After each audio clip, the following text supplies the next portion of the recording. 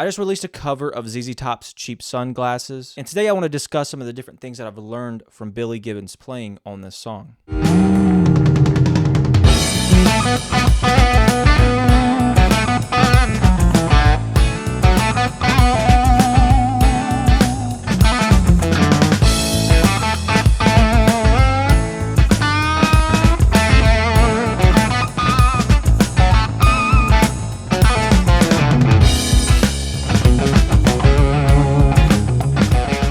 Starting off, I just wanted to say that learning songs is very important for your musical development and specifically your guitar development. It gives you a clear goal to achieve, and also it places it in very good musical context so you know exactly how it's going to sound. I always recommend learning all the rhythm parts first and kind of envision myself as being the rhythm guitar player for that band. Not worrying about the lead parts, just knocking out the rhythm parts, being the best rhythm player that I can. Being a great rhythm player is foundational to being a great guitar player, but it's also, in my opinion, the fundamental thing when it comes to learning lead parts and truly understanding the lead parts. And one last thing before we get into what I learned from Billy Gibbons, and I've seen a lot of students doing this when they learn a song. They actually only learn the song, which to me is missing the most important part. I think it's important to sit down after you learned a song and ask yourself this question.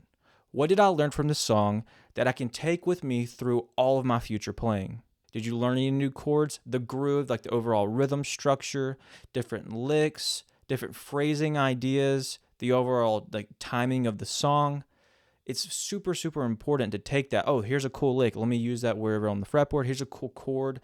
Maybe you see that in future songs when you're learning, or when you're writing your own music, you can take that kind of chord or a chord progression.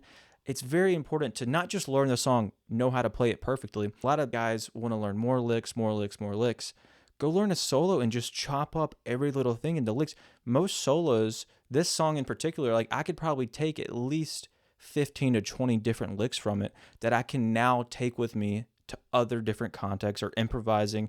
If I'm writing a song, a solo, doesn't matter. I can take that and put that in like my tool belt of licks that I can pull out whenever. The most important part about learning the song is learning those different licks, learning the chords, learning the chord progression, feeling the groove, be like, oh, this is a different groove. I'm not used to this groove. I got it now. I can take that with me through the future.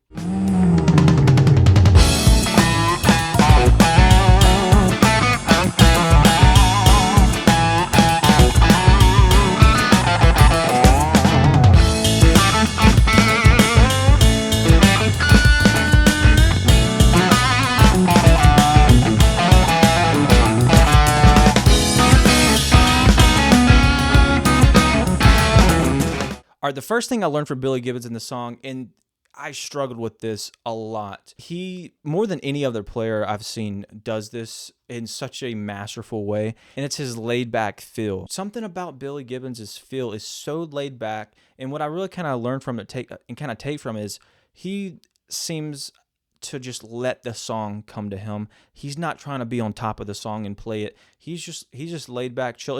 This kind of thing doesn't work in every song, but it definitely is a great tool to take from this song, is his ability to just lay back, let the song come to him, and he plays phrases in that way, not on top of everything. And that's always been hard for me. I'm very I know the next chord, I'm like anxious about it, I'm trying to push towards it. I usually get there early, and he's just so laid back. He's usually totally cool coming in after the fact, playing a great phrase, laying that down, and not really caring about being over the next chord. He's like, oh, it's going to come to me. I'll just play whenever it gets here, I'll play something over it. And that's like a great mindset to have, I think. And it really comes across in very unique phrasing that he has. If you would like to support me and this channel, go check out my Patreon. The link is in the description below. Over there, you'll find tons of great guitar lessons, all with tab, covering scales, licks, techniques, and much more. You also get early access to videos, and you can sign up for one-on-one lessons with me. Thank you guys so much for the support. Let's get back to the video.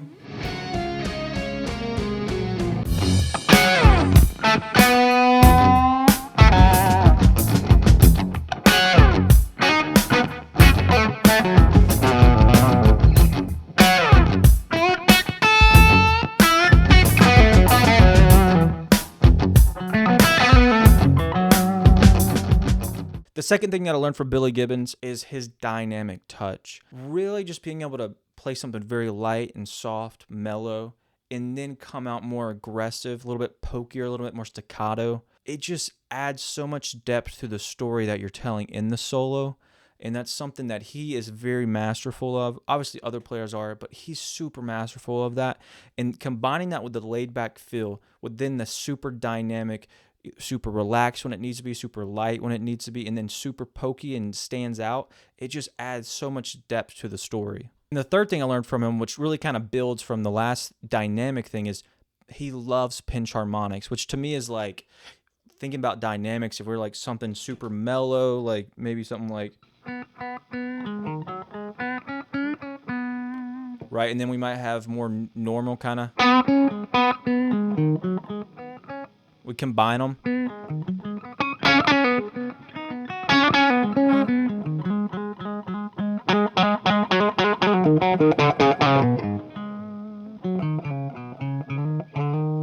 We throw in pinch harmonics, which is like the next step up of a more aggressive dynamics.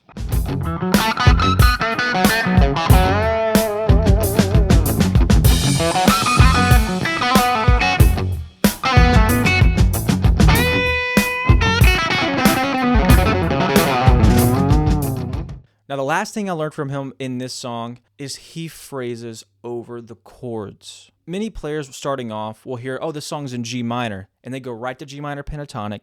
They start soloing just G minor pentatonic. Every phrase is going to be resolved to a G note. No thought of what chord is happening beneath that. Billy doesn't do this.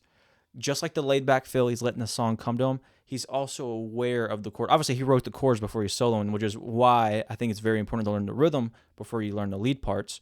But he phrases over the chord. So like when a C minor chord was happening, just because we're in G minor key doesn't mean we have to always resolve phrases to that chord. He phrased. When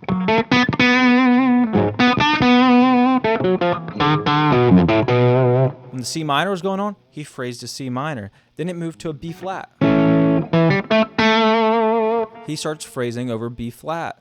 Later on in the progression, goes to a D minor to D major. He phrases to that chord. He's very observant of phrasing, particularly letting the song come to him and then phrasing to that given chord. If we want a more resolved story or a tension story, we need to know what chord's happening for we can play intervals based off that. Not that we're not playing the G minor scale or different things like that, or G minor pentatonic even.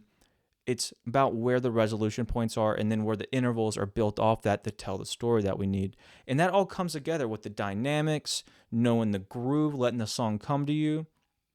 You know, pinch harmonics that bring out a little bit more aggression, tell a little bit more of the story, and then phrasing to the chords. All right, I hope you enjoyed this video. I hope you learned a lot and you can take all these different elements and apply it to you learning songs in the future. You know, always taking a step back after you learn the song and ask yourself, what did I learn and can I take from the song? But also I hope these 4 different things we covered today with, you know, letting the song come to you, the dynamics, using pinch harmonics to even exaggerate the dynamics further, and then obviously knowing the chords and phrasing over the chords.